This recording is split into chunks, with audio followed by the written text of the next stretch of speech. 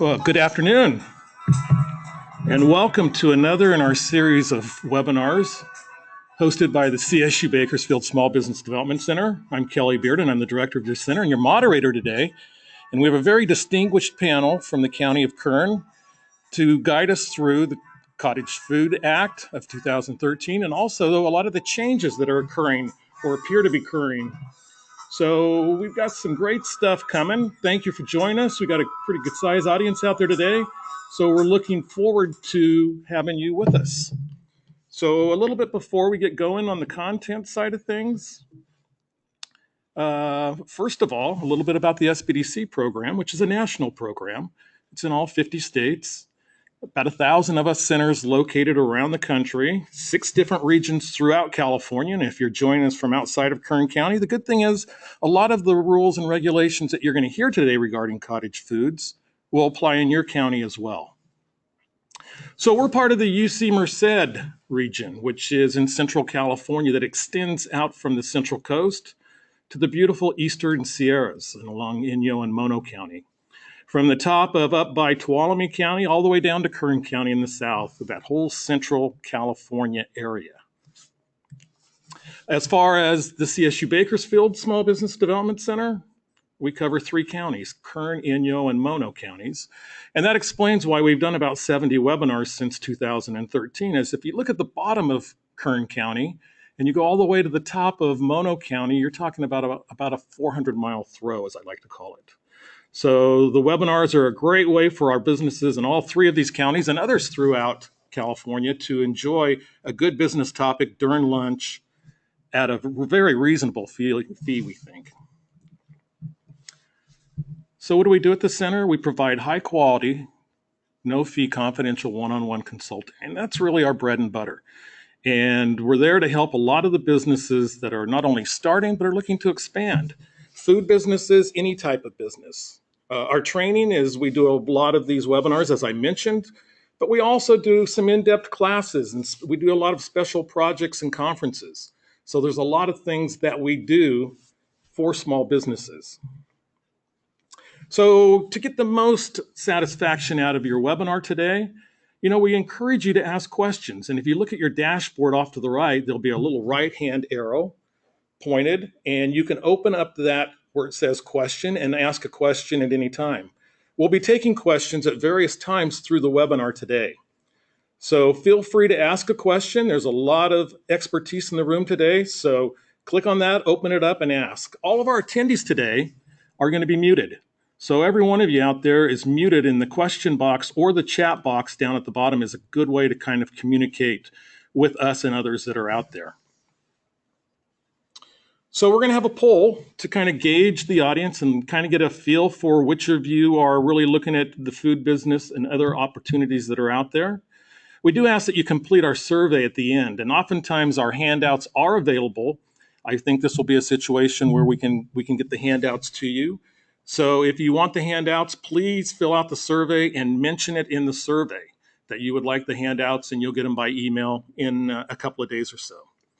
For those of you that might know somebody who missed this webinar is being recorded, and barring any technical problems that we have, which are few and far between these days, which is good, this webinar will be on our website at www.csub.edu/SBDC. So you can watch it later if you prefer. So we're located today, we're originating the live webinar from beautiful downtown Bakersfield, not on the campus of California State University, Bakersfield, where we usually are. And we're really happy to have a great team of Kern County environmental health professionals that are here to serve the business community as far as the small businesses, but more so to protect those in the county from any foodborne illness or other things that happen. And we're going to start off with the director of the Environmental Health Division of Kern County, and it's Donna Fenton. And Donna is the director and oversees many environmental health programs, including the food program, which issues health permits to all food establishments throughout the county. She developed and launched the Safe Diner app, which is a smartphone-built application for phones and tablets that can be used to read inspection reports for more than 1,800 restaurants in Kern County. And that right there is incentive enough if you're a small business person to kind of keep everything clean and keep everything on the up and up, because everybody can download the app out of iTunes and away they go. So it's a pleasure to have Donna with us today. Donna, take it away. Thank you.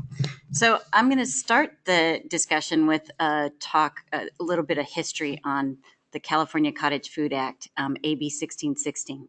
So this bill was introduced when a person was found baking bread at home and selling it to local restaurants down in Los Angeles. And of course, because the regulatory environmental health department there has no discretion on the regulations at all, it strictly prohibits home food sales. So they had to give him a cease and desist and shut him down. So that person decided, okay, I'm going to take this, find somebody to sponsor a bill, and I'm going to get this bill passed that allows us to do this. And of course, this had already taken place in other states, so it wasn't a new concept. And I'm sure they were aware that it was happening other places. And as long as it was at that time non-potentially hazardous foods, so that means no meat, poultry, dairy, anything that's really it has to be maintained at a specific temperature to prevent pathogen growth, but it was more or less shelf-stable items. The bill passed really quickly. And this wasn't the first time the California food regulations had been changed because somebody was told they couldn't do what they wanted to do. We had seen similar exemptions put into the California Retail Food Code at the time for Korean rice cakes and for Peking duck. So this wasn't a new thing, but it just brought in this whole new regulatory aspect for the local environmental health. And of course, during that time period, the regulators really were opposed to it, and they let Sacramento know that. The bill went into effect on January 1st of 2013, and it really was kind of pushed through because it was intended to promote small businesses that during this really an economic downturn would help to stimulate the economy and potentially get somebody in a startup business. And then the other aspect to it that was pushed through, and it was actually in the description when the bill wrote, was it was access to healthy foods. During the same time, we were looking at an obesity crisis in the U.S., and especially with our youth and some of the health effects related to obesity, diabetes, heart disease. And so those were the two drivers that really pushed this bill through. And even with the opposition from the regulators, it passed. So the regulators did have some obvious concerns. We had gone a long way to develop a retail food code that protects public health. In the U.S., 1 in 6 will suffer from a foodborne illness, and many times they estimate 128,000 of those illnesses lead to hospitalization and 3,000 deaths every year. And so the code was really based on science. Science meant to protect public health, to prevent that pathogen growth. And we even saw with the regulators, one of the concerns is, we are going to restaurants on a regular basis. They know they have a permit. They know that we come out and inspect, and we're still finding violations at those locations. So we thought, how much more of a risk is there in a home kitchen where, we're not going to be able to go and inspect them on a routine basis? So those were a lot of the concerns. Just that and the traceability of contaminated or recalled products. Currently, if a product's recalled, the stores are notified, they pull it off the shelves. Some of them even have their cash registers designed that they can't sell the item. And if you had a cottage food operator that was using one of those, recalled products to produce their product, there would be no way to notify them, no way to let them know, because they're kind of still off the grid as far as not being permitted the way we permit the traditional food businesses. So those were the main concerns. We just didn't want to take what we were perceiving as a step backward in protecting public health. But of course, there was a lot of appeal to the cottage food operations. It enabled somebody to work from home. So if they had, a small child they're caring for or another family member, it allowed them to start a business from their home. They could supplement maybe a current income if their current income wasn't meeting their needs. And the startup costs were very limited. When you're opening up a restaurant or a market and the code has specific regulations for everything, the commercial equipment, you have to have a separate sink for hand wash, a separate sink for produce wash, a separate sink for utensil washing, all of that costs money. So this enabled them to use their existing kitchen and on a smaller scale and avoid all of those costs. The other thing that it allowed them to do is to test their product out. We hear it all the time. Somebody has a recipe for, brownies or cookies, and their family and friends are saying, oh, you need to sell those. Those are delicious. And this allows them to know, is that product really marketable? I mean, after they take their time and the cost of the ingredients, are they really going to make enough to sustain a business from it? And so this allows them to test that on a small scale with very little investment. The other thing it allows them to do is when you sell products at any other venue, say a farmer's market, a community event, or even a market, you wanted to sell your product there, they have to maintain their permit, have everything that they sell come from an approved source. So this now gave them another avenue to sell a product without having to have the expense of a brick and mortar building or to pay rent or lease on a building that had a permit. So those were the main items that appealed to the cottage food industry.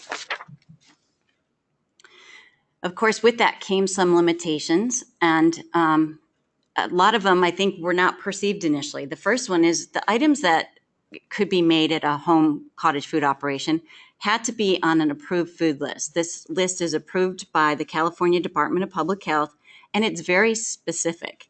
And so, again, it's the non-potentially hazardous items, but if your item wasn't listed exactly on that list, then you would not be able to sell it. And you would have to apply and ask for that to be added to the list. And later on in the discussion, I think Diana will go over what that process is. The other thing is that they didn't realize that you still have to adhere to all the zoning and planning requirements. Many planning departments require that if you're going to sell or do any business out of your home, that you have a home occupation permit. And there are specific limitations on that depending on what jurisdiction you're in. Here in Kern County, you can't have more deliveries than what a normal residence would have. You have to limit the parking that you have available for your customers. And that all gets sent to and notified to your neighbors. So if your neighbors, call and complain to the planning department, you'll have a code enforcement officer knocking on the door and saying you're not adhering to your home occupation permit. So that sometimes would have limitations. Also, in the Cottage Food Act, there's limitations on this, the amount of sales that you can have per year. So again, this is not intended to run a full-scale business. It's intended to allow you to do it on a much smaller scale. And then the additional permits that are required for offsite sales. So even though your cottage food permit does make you an approved source, if you're going to sell at a farmer's market or a temporary food facility permit at a community event or at a market, you may need another permit. And so that's another additional expense. Also, there's tests that are required that if you're on a private water well, that you have to pay for those water tests to make sure that your water is safe to be used for food prep. So those were some of the things that I guess weren't anticipated. So what's next? We have a growing food movement now, and another cottage food bill was introduced, AB 2593. So this came about really because of the limitations that we just talked about. The fact that you have to have the non-potentially hazardous foods, and a lot of people wanted to do full prepared meals, just like a restaurant. And there's also another component to this. It's the healthy foods, but it's also the sense of community. They're looking at it more if you've got a busy mom who's rushing her kids from school and heading off to work or to school and heading to work and then coming back. And she's going through a drive-through at, a fast food drive-through because of the convenience. How much better would it be for her to be able to come home and enjoy a healthy home-cooked meal? And then also, know that it's coming from somewhere close by and it's convenient and getting to know your neighbors and that sense of community and kind of supporting each other. And so that really is what started this home food movement that is more along the lines of what Josephine's is trying to accomplish. They're really trying to push the cottage food regulations now to allow this. And what they did is they took the same sort of model that Uber used, is that if we go to the regulators and we ask permission to do this, or we ask how we can do this, they're going to say, no, you can't. But they felt that they had a need that they were fulfilling with the community. So they just went ahead and did it, and the movement grew, and Uber became very popular. And then they realized, okay, now that we've got this niche, and they see that it's a vital part of, it's this growing economy here, that they weren't going to be told no. And that's pretty much what has happened. And so Josephine's and some of the other home food businesses did the same thing. They stayed underground. A lot of times they used social media, Facebook. You had to join a club before they would even give you information of where there's a home cook in your area.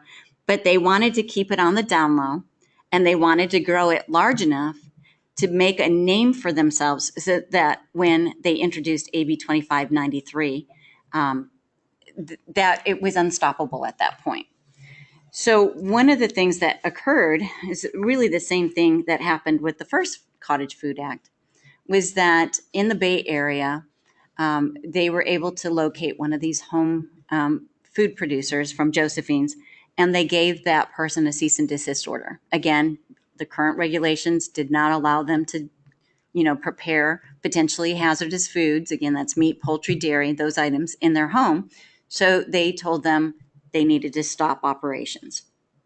And so that prompted then this AB 2593, which really caused regulators to pause. And it was very contentious and almost adversarial between the producers of the food and the regulators. And then we had to stop and think for a moment. Okay, what are we trying to accomplish here? As regulators of environmental health, we are trying to make sure people aren't getting sick from foodborne illnesses. But we're sort of ignoring the whole aspect of the obesity and the diabetes and the heart disease and all of the things that come from the convenience of some of the fast foods that we have out there. And so when we realized that we weren't going to be able to stop the AB 2593, we thought about looking at it from a more holistic public health approach and then trying to reach a compromise with the sponsors of this bill. And so discussions began with a more open-minded aspect to it, and looking at things that we felt maybe would help to protect the public in the same way that we're looking at protecting them from the foodborne illnesses in the restaurants that we permit, is like maybe not allowing deliveries, because if somebody has to come pick up the food and they're able to look inside the home and see the kitchen, they would know if that person had 100 cats running around on the kitchen counters, or if they could understand that this is where they're preparing my food, maybe I wouldn't want to purchase this meal. And of course, that's just one of the many things that is being discussed as far as trying to reach a compromise here. But it's not to say that the regulators are ever going to have a version of AB 2593 that they're going to support, but hopefully they can reach some sort of compromise that they won't completely oppose it, that it will have some built-in safety factors, just like what we did with the original Cottage Food Act. We asked for a food handler card to make sure that we're at least educated on foodborne illnesses and how to prevent them. So, that's the hope that we have currently, is that at some point we'll have something that we can at least say that, as regulators, that they're doing their due diligence on their part to ensure that they're not making anybody sick. And then we also have the self-limiting again. So if you're in a home, you're still going to have the same limitations as to how many meals. So it's sort of the scale matters, limited sales, limited limited chance of you having this really large scale outbreak, foodborne outbreak. Because if you've only got a residential stove and a residential oven, there's really not all that much more you can produce from your kitchen other than, a few meals every night. In other words, it's not a restaurant. And in order to become that type of operation, you would have to put in a grease trap. You would have to have an Ansel system with fire suppression. You would have to be able to get rid of the smoke and vapors that would be produced. It really would not be sustainable, and you would probably not pass fire code and building code. So, and with that on top of your home occupation restrictions, we really feel it is sort of a self-limiting enterprise. And again, with the same approach that if this was somebody that is going to eventually go on and open a restaurant, this gives them that avenue to just try things out and be able to attempt to start a business in this manner. So, Yeah, I think the implications of this are really huge because it changes everything that we've known about the food related businesses, about restaurants, about catering, about mobile food options. All of a sudden, it kind of opens the door social and yes. economically for a lot of different people. And it last year, a little bit, if I understand the bill correctly, Donna, last year the bill was introduced and it didn't really go too far, but it was really inspired off of the website we just showed, which was Josephine's, Right. and a lot of the stories that the people cooking told. Yes, it was. It was inspired by that, and they easily found somebody to sponsor the bill. And again, just like the original cottage food, the CCDH, which is the California Conference of Directors, and there's 62 jurisdictions that are represented, sent a letter to Sacramento saying that they opposed this bill. And that's really when discussions began with Josephine's and the other home food businesses to say, okay, this is why we oppose it. Now let's hear your side. And once that discussion began, we realized, okay, there is probably some room for us to compromise. Again, nobody has said they're going to totally support this bill, but if we just put our heads in the sand and we ignore it and we don't engage, the bill will probably pass anyways, and then they won't have those safety aspects built into it that we would like to see if they're going to do this from their home. So, wow, there's a lot of great questions coming this way. So let me start with the zinger first of all, and please ask questions of Donna. We're gonna move on in a few minutes, but we have questions. And this question: in November, California is expected to legalize marijuana. What cottage food implications will this have with current or future law? And I guess by law, they're referring to cottage food laws in the future. right. And we are gearing up to, if this does pass, to have changes to what we do as far as regulators in Kern County and throughout the state. Anytime they would produce an edible with marijuana concentrate or however they would produce it, that food, because it's being sold or served to the public, would now become a regulated product. And so if they were doing it from a retail location, we would have to issue them a permit just like we would any other retail. And whether or not they're going to be allowed to produce that at home, I guess, is yet to be determined. But, again, that poses a lot of interesting concerns, I should say, because if you're doing it from home and the products are getting out there and the concentration has to be approved, we don't know yet what that's going to look like or who's going to do it. We know the state, the California Department of Public Health is going to be involved. And anytime they want to wholesale a product for others to sell, they're the ones who are going to be determining the safety of that product and how it needs to be labeled, and really to ensure, that the dosage that's in it isn't going to be something that would cause health effects, or that the product wouldn't get mixed up with a product that does not contain marijuana that looks very similar. So there's going to be a lot of nuances to that. Yeah, you don't want to be packing the wrong brownie in the lunch bag for school. Not at all. A couple other questions are popping up. And just a sidebar from the SBDC position on this is that we're federally funded, and the federal law isn't going to change most likely in November.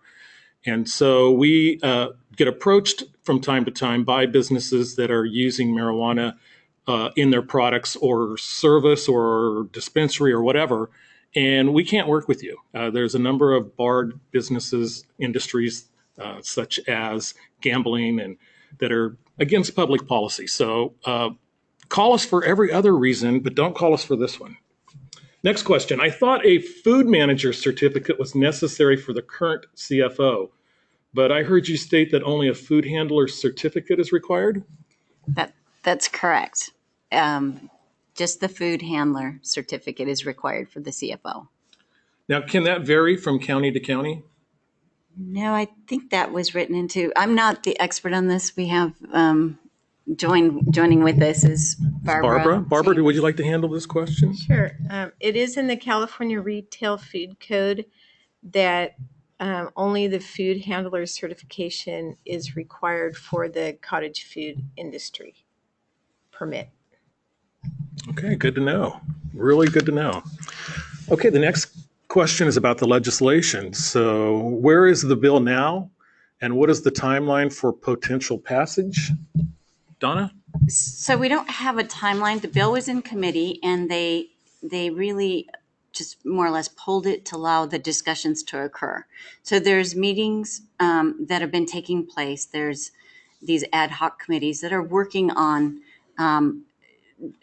addressing the concerns, and then hopefully coming up with a revised version that, again, that the regulators are not going to oppose if it goes back through.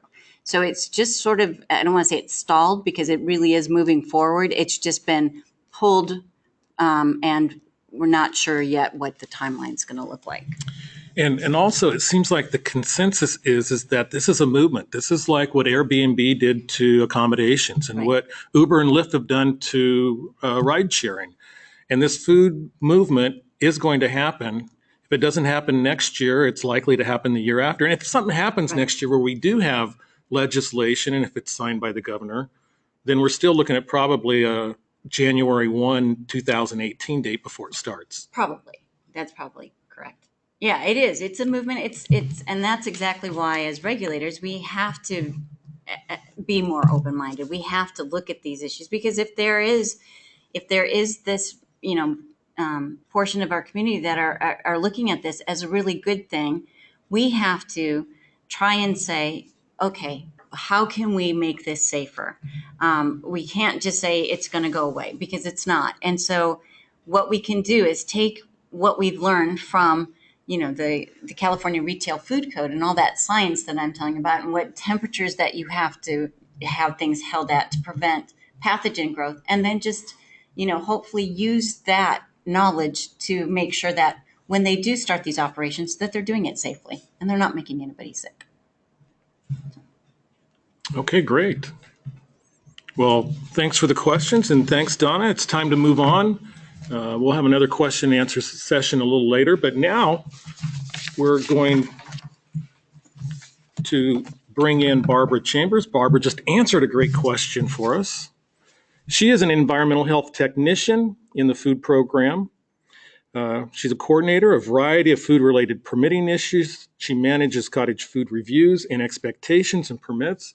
And she's brought some really good success stories that are happening in Kern County. I know when Donna and I talked about this, we're both surprised. Since 2013, we thought there was going to be a lot more activity in the cottage food industry. So, but it's nice seeing the success stories. We'll have one to share at the SBDC, but Barbara, give us some success stories. Hello. Yeah, I'd like to talk about the Rig City roasting.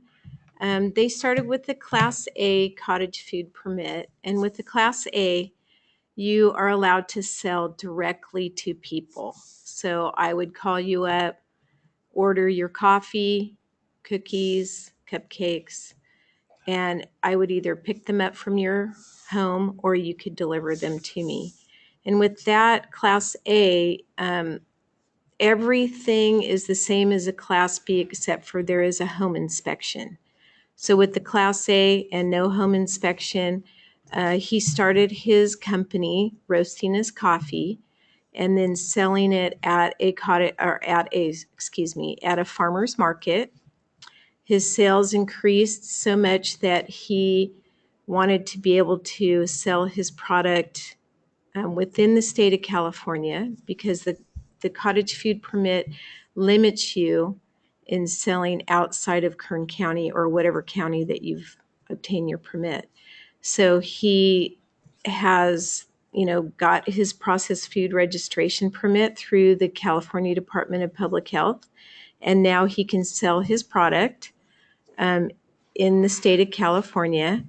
And he's gone to a commercial kitchen because his business has grown so much. So he used the cottage food as a springboard into a bigger business.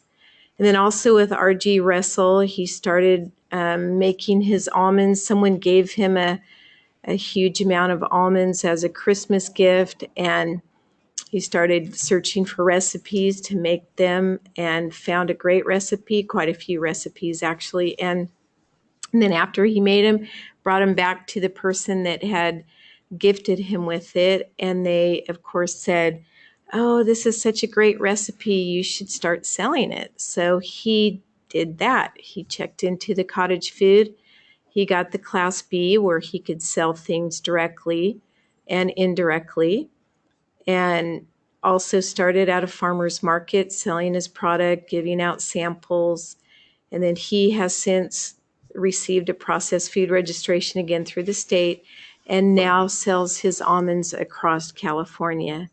So, he might not have thought it was going to turn out that way, but he went with the flow and, directed his sales and advertising in the way that promoted his business.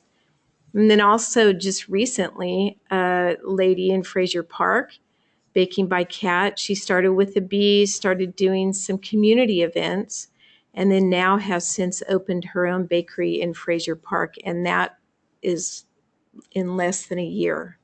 Very successful. Also, the Cobbler King, he started with an A, started packaging his products. He has cobbler dry baking products, and now he owns his own restaurant. So he had a little bit different vision. He wanted to open a restaurant, and now he sells his products through the restaurant, and he can, do that with that type of permitting. And also with the Front Porch Bakery in Tehachapi, she started with the B, did community events, and has just moved into a commercial kitchen so that she can produce more products and have more space to, hold those products and sell them. So it's really encouraging. Great. Barbara, real quick, I know we're going to go over this in a little more detail, but can you just real quick mention the difference between a Class A and a Class B license? Sure. A Class A is a permit that you would get through us, and you have specific requirements. You need to fill out the application, get a zoning ordinance, also provide us with a label, and then within 3 months do the food handlers course online. Send in all that information plus a label for each product that you're going to be selling. And then I review the permit and review it through Diana, the food supervisor, make sure everything's in order. You're issued the permit, and there is no home inspection with the Class A. So you can sell food directly to people. Someone hears about you, they want to order from you. You can deliver it to them or they can pick it up, but it's a direct, basically face-to-face sale. Then with the cottage food B, you still have all the requirements of the paperwork, but then after you come in and your paperwork is reviewed, you make an appointment with the inspector to go out and you have a home inspection, and that's a yearly inspection that takes place so that you can then, of course, sell directly to people like the cottage food A, but you can also sell indirectly as far as if there's a coffee shop, where you live in Kern County that wants to buy your product and sell it at their place of business, that you can do that. So that's an indirect sale. Great. Great. Well, thank you. I always like to joke. It's always good to send the house cleaner over before the inspector's coming. But maybe it doesn't work as well in this company. One of our clients' successes has been this company right here, the Pepper Palette, and what a great product! Basically it's an original chili verde rub and seasoning, rub meats, but also can be used on tofu for vegetarians and others. And Monica has worked with the Environmental Health Department, and she's came to the SBDC. And I have actually tried this product, and I really enjoy it. So maybe a success now in the R&D, which will eventually turn into a success, hopefully, for her commercially. But great product, and she's just launching that. So there's something that we've been working with as far as one that fits under the cottage food law. The thing that I really liked about the success stories that the county offered is that every one of those businesses grew out of their kitchen and into a bigger, more feasible business. And I think that was the intent of the law when we started it. So that's really been a great, I think, success story. Okay, next is going to be Kari Harrison. She's a future cottage food operator, manifested by her husband just finishing that wonderful pizza oven in the backyard. Former bakery, so we expect to have her out of civil service and back in as an entrepreneur relatively soon. But until she does that, she reviews plans and is a specialist for the food program, reviews the structural requirements of all new and remodeled food facilities to ensure compliance with CRFC, California Retail Food Code. which is the California Retail Food Code. Kari, take it away. Okay, so thank you. So as Donna mentioned earlier, the cottage food operation allows for specific foods to be sold. And basically, in a nutshell, that means that they're not potentially hazardous. They're not going to require refrigerations, no meat, no dairy, nothing that's going to spoil, anything that you would normally consider to be shelf stable. So the Department of Public Health on their website publishes a lists annually, and it does change all the time, with the foods that you can make in your cottage food operation. Basically, though, if it's not on the list, you can't sell it. It's extremely specific. Baked goods are a lot of the items that are mentioned, for example. But you can't have any items that have cream, custard, meat fillings, no cheesecakes, no ganache, nothing that has perishable items in it, nothing, no types of cakes that you would have to refrigerate. But other items that are commonly found through CFOs are items such as candy, brittles, toffees, chocolate-covered nuts and fruits, pies, herb blends, and dried rubs, much like Pepper Palette. Some jams and jellies, but they have to comply with other processing registrations, and nut butters and items like vinegar and mustard. Popcorn, candies, things like that. Very, very simple. So if you have a pretty cool product, then what are you going to do? If it's not on the list, you basically can't make it in your home, but there are other options. You can petition the California Department of Public Health for admission onto the list. You can apply to do that annually. The deadline for this year to be on the list as of January 1st of 2017 is October 15th. So that's coming up very shortly. Your petition must be heard once it is published and you've received approval from California Department of Public Health. Then you would be able to process that product at your CFO. The other thing you can do is you can alter your ingredients. If you're making a product and you have a wonderful cake, but it has a perishable frosting, well, okay, let's change that. That's another thing you can do.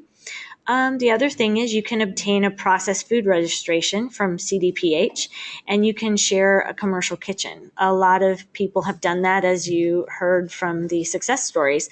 They went on to expand their items that they sold by moving into a commercial kitchen and getting a regular food facility permit so that they could process those items. And then lastly, which is probably the most significant change, is opening your own retail food facility. When Kat, or Kimberly from Baking by Kat, came in, she really didn't know what she wanted to do. She had friends and relatives who had told her that she had these fabulous cakes that were just amazing, and people always asked for the recipe and asked if they could get them from her, but she didn't know what to do. So we had talked to her and recommended that she might try the cottage food operation. And as we said, now she's gone to go through the plan review process, and she's opened a retail food facility in the Fraser Park area where she now serves her birthday cakes, but she also serves them with a topping of ice cream and a party. And you can also go in there for a sandwich and some coffee and some other items. So basically, the other thing that we're concerned about with a cottage food operation is we want to make these operations as safe as possible. So we try to look at them as how you can make your home as close to a commercial kitchen as possible. So they're the same types of requirements that we have on every other restaurant. You're not going to have pets or domestic animals in there. We don't want you preparing family meals or entertaining guests, doing laundry. As with a commercial kitchen, small children and pets are not allowed in the kitchen, no smoking in the kitchen, or working while you're sick. So we have those same types of requirements for a cottage food operation. So, and also as far as your activity, what you'll be doing, the food safety requirements remain the same as well. Washing your hands frequently with warm soap and water, cleaning and sanitizing all food contact surfaces prior to preparation, as we mentioned, completing a food handlers course, and keeping your kitchen and storages free of vermin. One of the things that we do when we do our inspections with the cottage food operators is we talk with them about writing possibly an operational plan and discussing how they can make their facility much more like a commercial kitchen with what they have. We make sure that the temperatures in the refrigerator meet the legal requirements. They have hot water that meet those legal requirements as well. And we talk about, well, you have a commercial or a residential sink. How can we make that work for you to wash, rinse, and sanitize your utensils just like a restaurant would? So on a smaller scale, it's much easier to do that. The other thing that's the last thing that I'm going to talk about that's required for cottage foods is labeling. Just like processed food registration folks have, they have to label their product. Everyone needs to know what's going in it. A retail food facility also has this requirement if they're selling their product outside of their facility. Basically, it has to say that it's made in a home kitchen. It has to have our county permit number and the county that it was issued in, and the name of the product, the operator's name and address, and the ingredients, as well as an allergy statement and the actual weight. Those can be made in very creative ways. This is a little more on the not so pretty side, but we've seen some beautiful labels that meet all the requirements and work as advertising for you too. But that's required of every product that comes out of a CFO. Well, great. Well, thanks, Kari. At the SBDC, we also encourage you, as far as labeling for your cottage foods, to actually, if it's a healthy product and you're proud of the nutritional facts in there, put a nutritional label on there. Have it tested and certified and bring it back and put it on there as well, because it helps market your product. Okay, so we've kind of gone through this webinar where we started off with a lot of the things that could be changing, whereas it's basically perhaps could turn into a free-for-all where everything is possible. A movement where anything that you could do out of your house. And Kari just wrapped up with the things that are going on now. And to bring this thing full circle, I'm going to introduce Diana Wilson. And Diana has worked for Kern County for 30 years, most recently as the food program supervisor for the past 11 years. Like many in this room, she's a graduate of CSU Bakersfield with a Bachelor of Science in Biology and Chemistry. She enjoys riding her bicycle on the weekends, even though she frequently falls off and occasionally breaks bones. So Diana, take it away. Thank you. There's just a few more items we want to make sure you understand regarding cottage food operations. There is a cap on the amount of sales per year. We're now in 2015, so you can only gross less than $50,000 in sales from now on until they change the law, which could happen at any time. And as a CFO, you can have one full-time equivalent employee in addition to any family members that you have. Also, when we talk about sales, direct and indirect, what a lot of people want to know about internet sales. And the thing is that you cannot sell via the internet in the sense of delivery. You can take orders, you can advertise, you can take payments via the internet, but you can only deliver in person to the customer. So if you're taking internet sales from Minnesota, that's going to be kind of difficult because you can't drive all the way to Minnesota to make your delivery. And you cannot send it via the U.S. Mail, UPS, FedEx, or any other third-party delivery service. And you can't produce a product from your home and sell it into interstate commerce. So you have to stay within the Kern County unless another jurisdiction, say another county, say, you get a permit in Kern County, and as a CFO and you want to sell your product at a farmer's market in Mono, then Mono County you'd have to contact Mono County and see if they will honor our cottage food operation permit. And then you can't go on the fair circuit, that sort of thing, and the community event circuit and start selling your item, unless again the county in that area will allow you to do that.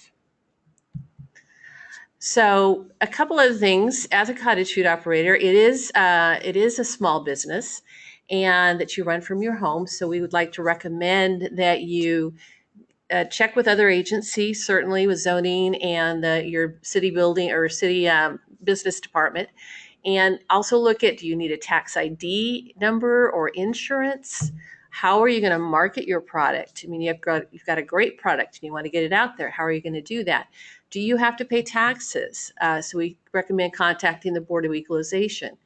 We also want you to consider contacting the Small Business Development Center at Cal State Bakersfield.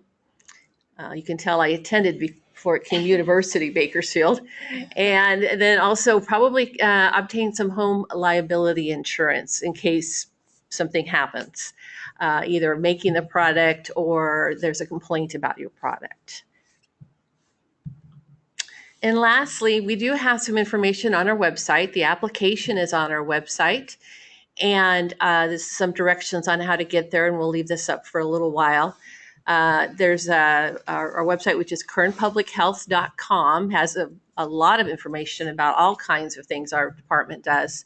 But then there's a section for food specifically. And if you either want to open up a restaurant, a mobile vehicle, a cottage food, there's different sections in there that you can click on. You can also come into our office. We're willing to sit down with you and talk about what you want to do. If you do print out the application, you can fax it, email it, mail it, or bring it to our office. And there's our contact information. Barbara Chambers is the primary contact for questions, but certainly if you have any ideas that you want to put in front of us, we're willing to consider them and willing to kind of talk it out, see how we can make it work for you. Thank you, Diana. Well, a couple more questions. Dana asked, will the new law allow me to cook food for kids at school, like lunch boxes? And I'm going to take the first stab at this, and then anybody else can jump in. But the way I see it is, right now we have a law that is, a bill, an assembly bill from last year, or from 16, that's going to be moving into 2017. And what that does is it gives you a lot of opportunity to try to craft that legislation. There's going to be a lot of special interests. We talk about Josephine and we talk about the big social and economic movement that's happening. But if this is something that interests you and you think it's going to be productive and healthy, maybe a good business idea, at the Small Business Development Center, we encourage you to advocate for yourself and talk to your state legislature. Talk to your legislators and see if it's possible that that can actually be part of the new legislation. Anybody want to add anything to that?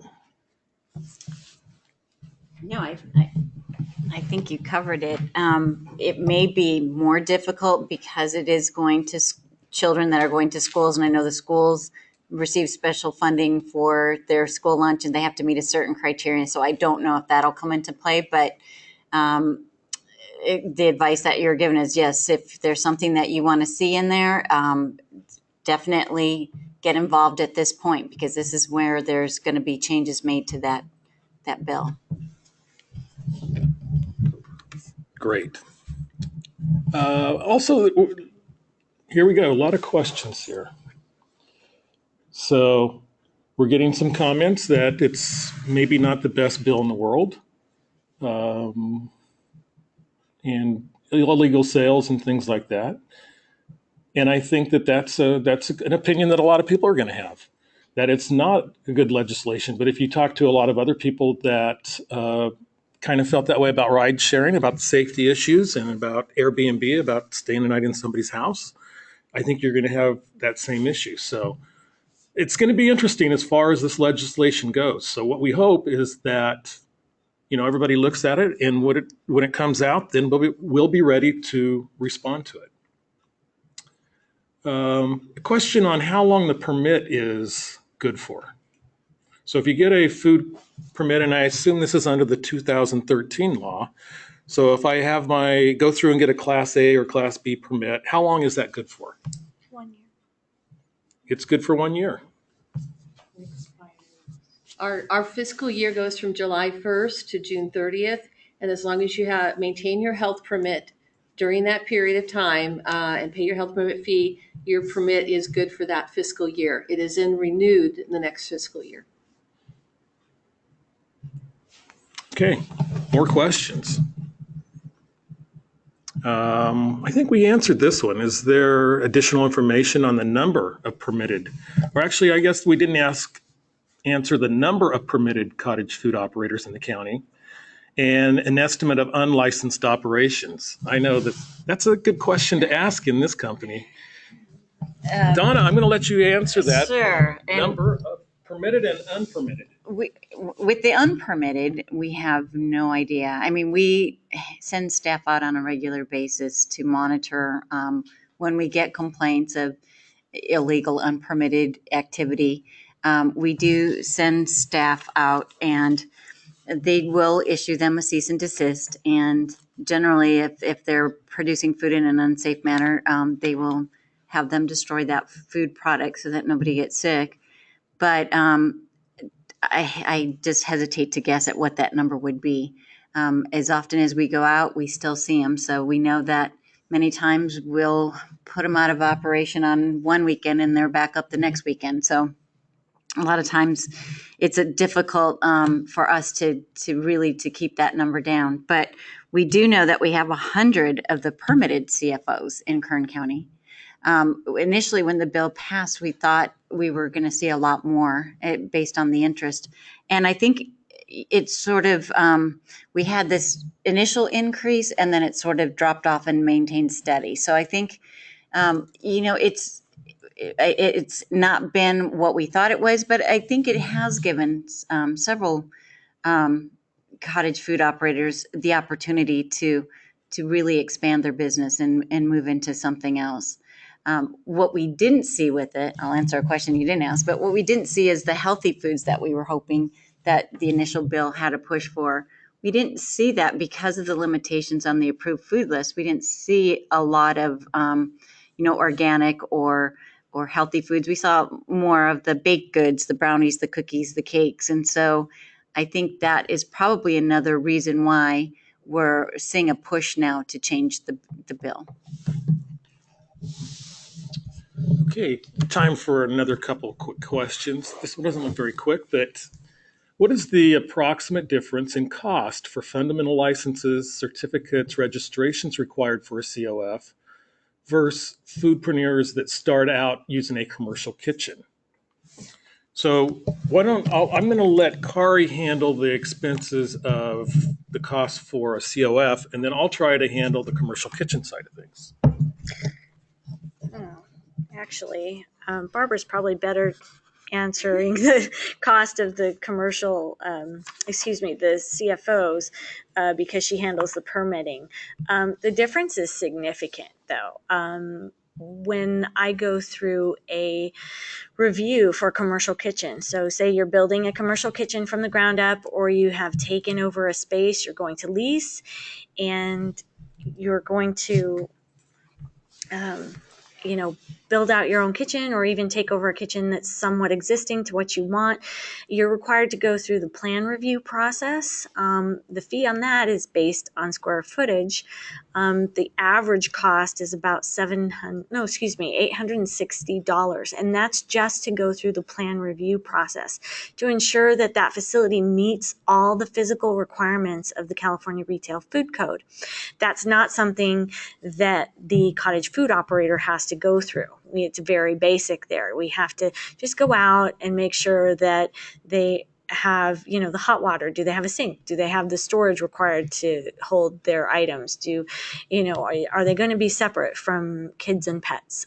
Things like that. So it's very different for a commercial operation. Now, then with the commercial operation, you can spend anywhere from thousands to hundreds of thousands of dollars to get that operation going. That up to that point does not even include your permit to operate. A high-risk food facility initially will pay $740, which is their annual application fee, or their registration of $90, plus $650 annually for a high risk. So, and then Barbara can answer more about the cottage food. Well, she could if we weren't out of time. Oh, sorry. So one last question that I get to answer, and it's who can I contact for information on developing a commercial kitchen incubator? If you're in Kern County, call me, 654-2856 with the 661 area code. Or if you're in any other county that is not Kern, Inyo, or Mono, contact your local small business development center. Contact them, and if anybody out there wants some of the free consulting that's available, we encourage you to call any SBDC throughout the state of California in your region. So unfortunately, we're out of time. I'm sorry we didn't get to all of our questions. I'd like to thank Donna and Kari and Diana and Barbara. And we had a great webinar today. Thank you for all the input, the information, and everybody have a very nice and profitable day. We'll see you in a couple of weeks. Goodbye now.